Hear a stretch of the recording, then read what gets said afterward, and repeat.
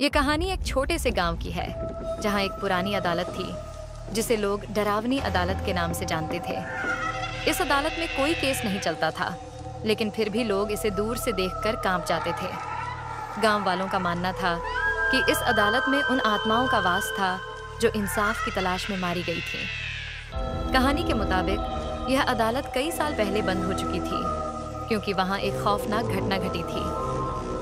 गांव में एक निर्दोष आदमी को गलत आरोप में फांसी दे दी गई थी। उसने आखिरी समय तक खुद को निर्दोष बताया था, लेकिन न्यायाधीश ने उसकी एक न सुनी।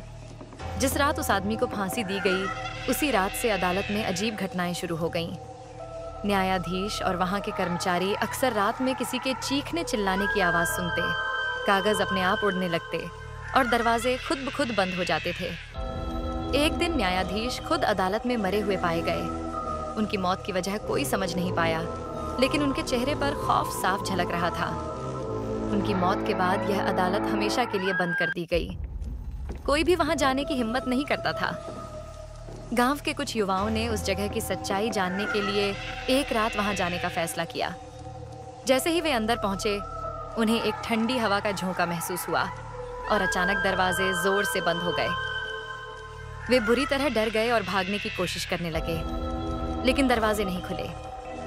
तभी उन्हें एक काले साये की झलक दिखाई दी, जिसने धीरे से कहा, यहाँ से चले जाओ, नहीं तो तुम्हारा अंजाम भी वही होगा जो पहले हुआ था।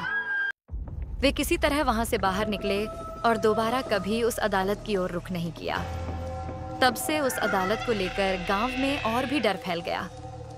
लोग कहते हैं कि वहां आज भी उस निर्दोष आदमी की आत्मा न्याय की तलाश में भटक रही है।